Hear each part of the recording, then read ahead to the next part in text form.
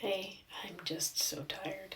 I'm locked in this little bitty bathroom in our house. I was gonna get ready to brush my teeth and stuff, but I just wanted to talk about one more thing. I finally pulled the trigger on doing some laminating for my son. He is notoriously peeing on the seat of the toilet and on the floor.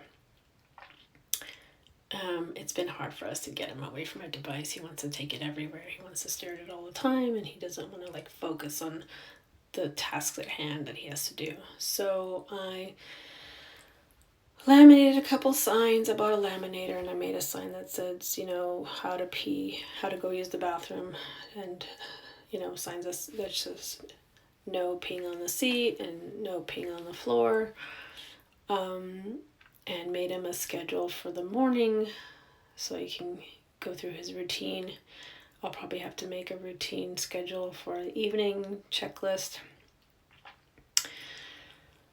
So I'm trying to get back to that and use pictures again. Something I tried a long time ago, but I didn't have a laminator, so now I have a laminator. They've become easier to get. And let's see, a couple hours ago, usually, the thing is our kids do not go to bed till about 9:30, almost 10 o'clock these days, because they're just pushing it. And Ruby is so demanding and screaming at me that she wants 3 stories. And I said, I'm only going to do 2. And she had a meltdown and cried and screamed and tried to hit me, and I just was not having it. So at 9:30, she finally agreed to just 2 stories, and with all the screaming and yelling, they were in bed by 10 o'clock.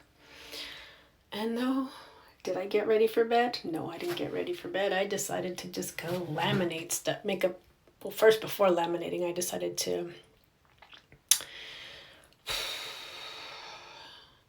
do a whole thing on a Word document with inserting pictures and stuff. And I'm always a fan of computers and that tech crap that always is not intuitive.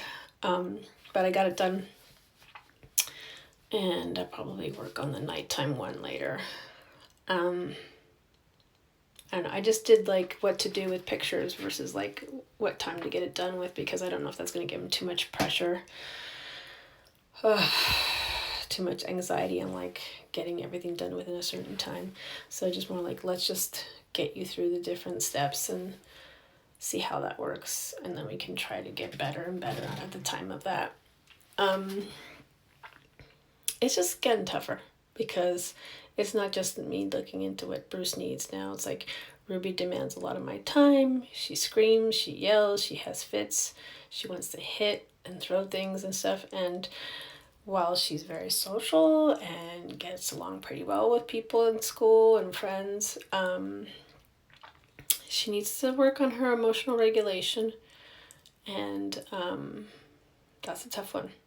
So, I don't know. It's Bruce wants more time to himself and she wants more time with me. So my kids on the spectrum have totally different needs. And they're both now sleeping in the same room. So it's tough. She cries. She makes my son cover his ears because it's too loud. And yeah, it's a lot. It's a lot. So just taking it one day at a time, trying these new, not schedules, but checklists, laminated checklists. And I just still have to get back to the regional center about the wraparound, and I don't know what's happening with ABA. I just don't know if ABA is helpful anymore.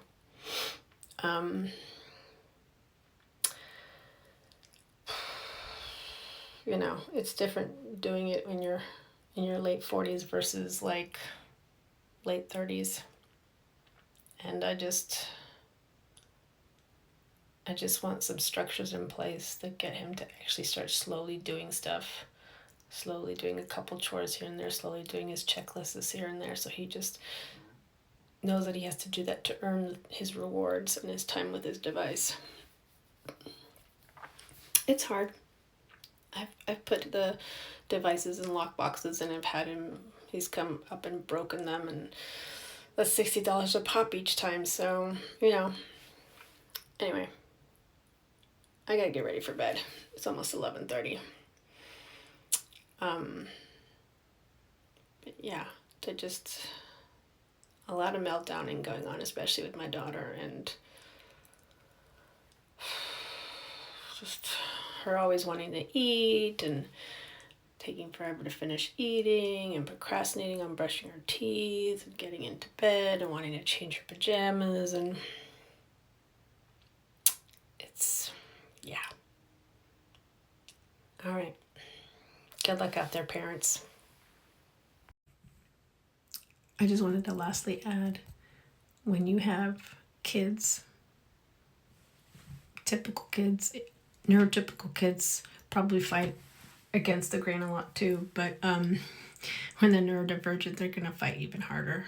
And when they fight everything, like eating, what they're going to eat, when they're going to stop eating, when they're going to put their stuff away, when they're going to clean up, when they're going to listen to you and do the things you ask them to do, whether they're going to use the restroom correctly and wear underwear at home and all these little odds and ends. They just wear me down a lot more than they used to. Because now there's 2 kids wearing me down in different ways and screaming about different things, or not listening about different things, or fighting going to sleep, or one not eating as much as he should, one eating more than she should, and I've just been hitting a lot of I don't want to do anything anymore. I just kind of just feel like my mind and my heart and my body are just shutting down, falling apart, and not really wanting to do much.